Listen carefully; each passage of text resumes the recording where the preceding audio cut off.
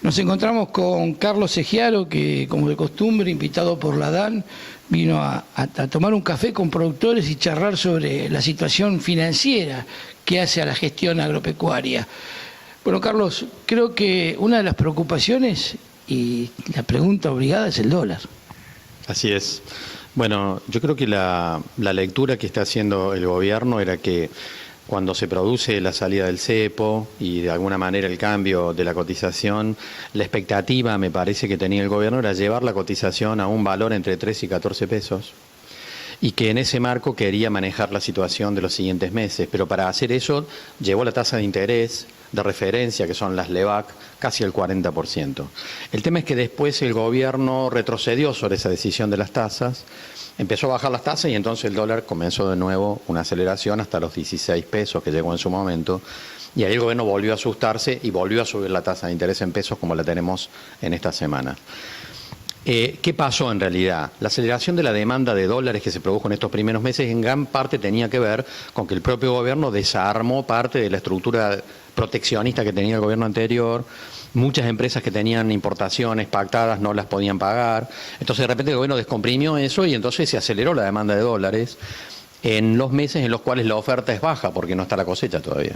Entonces se produjo ese corrimiento en la cotización que al gobierno no le resultó simpático. En un momento en que empieza la discusión de las paritarias, en un momento en que se discute la cuestión de la inflación, esa suba del dólar al gobierno le resultó incómoda.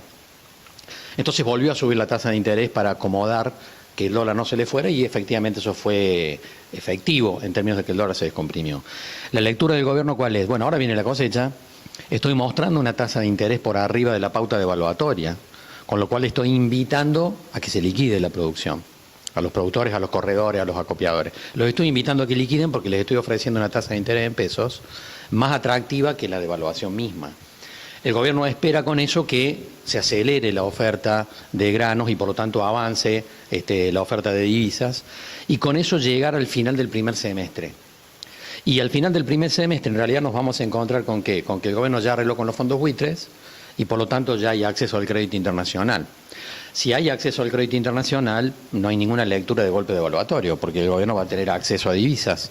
Por lo tanto, mi lectura es, el gobierno está mirando esta secuencia, ahora tasas altas para que el dólar no avance demasiado, después aparece la cosecha, se descomprime el mercado de divisas, y cuando después de julio la liquidación de la cosecha se empiece a debilitar, va a haber crédito internacional, de tal manera el gobierno va a seguir avanzando en una película donde no quiere un golpe devaluatorio, porque políticamente eso no le conviene al gobierno, y mi lectura es que el gobierno se sentiría cómodo con este dólar en relación a precios. ¿Qué significa esto? De que si le preguntáramos a lo mejor a Prat Gay qué quisiera que pase con la cotización del dólar de aquí a fin de año, él probablemente diría, yo quisiera que vaya acompañando la inflación. Es decir, que se mantenga en el mismo rango frente a los precios que estamos mirando hoy.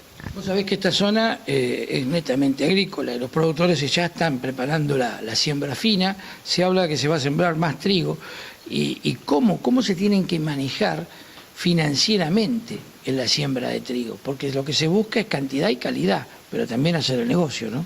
Por supuesto, lo que hay que mirar con respecto al escenario de años anteriores es que se recupera parcialmente la recuperación productiva, la rentabilidad productiva, pero en un contexto de tasas de interés más altas.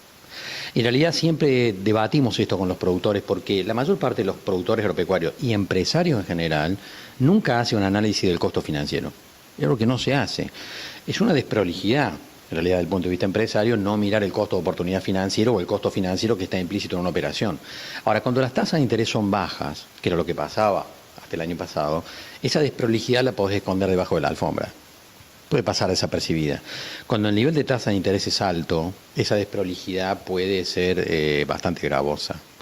Y esto es parte de lo que un empresario tiene que empezar a mirar, porque el nuevo escenario de negocios que tiene la Argentina por delante, las nuevas reglas de juego van a ser con tasas de interés positivas frente a la inflación. Y eso obviamente es una lectura positiva si soy un ahorrista que está haciendo un plazo fijo, pero que tengo que mirar con mucha atención si yo estoy tomando crédito en el marco de esa tasa, ¿no? Quiere decir que el productor es difícil, ¿no? Puede estar tranquilo que no va a haber un dólar de 16, sino más cercano a 14.50. No, el dólar va a ir subiendo con la inflación, en realidad. Lo que yo digo que el productor tiene que descartar es el golpe devaluatorio, Pensemos, si la Argentina arregla con los fondos buitre, no hay ninguna posibilidad de golpe devaluatorio. Y es absurdo, eso no va a pasar, porque el gobierno se va a sentir cómodo con buen nivel de reservas. Ningún gobierno quiere golpe devaluatorio porque eso socialmente es complicado y complica la gobernabilidad. Por lo tanto, este gobierno no va por esa decisión. Digamos que en relación al tipo de cambio real, esto que decíamos hace un ratito me parece bueno rescatarlo. El dólar de 4 pesos que teníamos en el 2002, eran 4 pesos del 2002. Trasladados a hoy, el dólar del 2002 sería de 32 pesos. Ahora, alguien dirá, y ese es el dólar que me gusta. No, bueno, pero ese dólar no va a existir, porque el gobierno no puede ir por esa cotización, porque sería muy traumático en términos sociales. Por lo tanto, eso no va a ocurrir. Yo quiero rescatar esta idea, ¿no es cierto?, que pagues parte de la lectura. Hay muchos productores que tenían una visión, yo digo, excesivamente optimista de lo que podía pasar, porque estaba claro que el gobierno iba a descomprimir las retenciones de las exportaciones, etcétera, iba a liberar los negocios del sector, pero había mucha gente que estaba esperando el dólar de la década pasada. Y ese dólar este gobierno no se lo va a dar. No se lo va a dar porque está fuera de la lógica con la cual tiene que funcionar la economía argentina. ¿Y eso qué significa?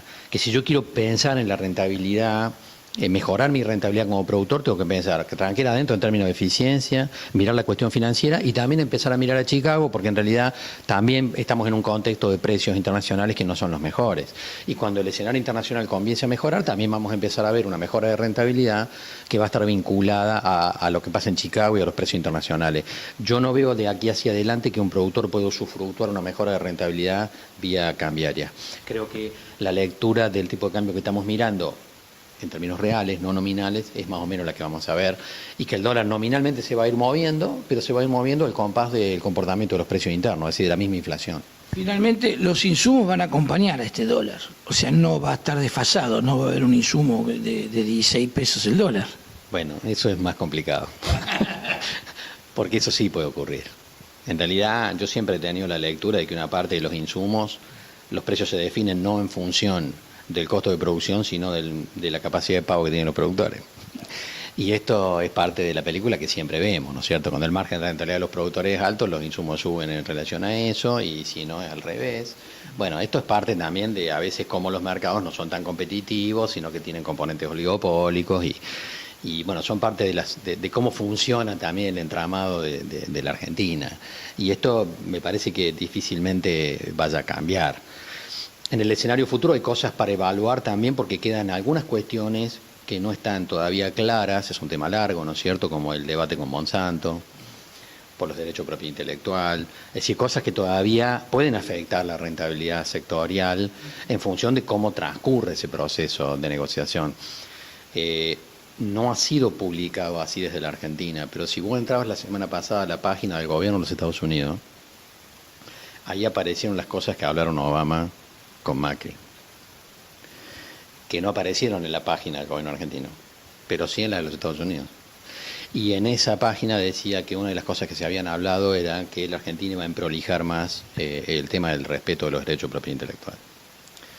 Y no decía Monsanto. Pero, para todos.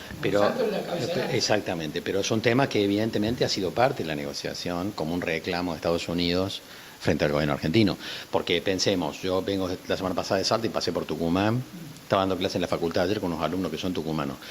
El gobierno argentino consiguió el compromiso de Obama de liberar el ingreso de limones y también de carne vacuna. O sea, si yo me sitúo como productor de carne vacuna o productor de limón en Tucumán, lo que pasó la semana pasada es muy positivo, porque Estados Unidos ha asumido un compromiso de liberalizar el ingreso de esos productos. Pero en comercio internacional nada es gratis. Es decir, como dice la vieja frase norteamericana, ningún almuerzo sale gratis. Si el gobierno norteamericano ha cedido en eso es porque está reclamando otras cosas. Y eso es parte también de una película que hay que mirar y que también puede afectar a algunos otros segmentos del sector agropecuario en función de estos temas, por ejemplo. Muchas gracias. Gracias a vos.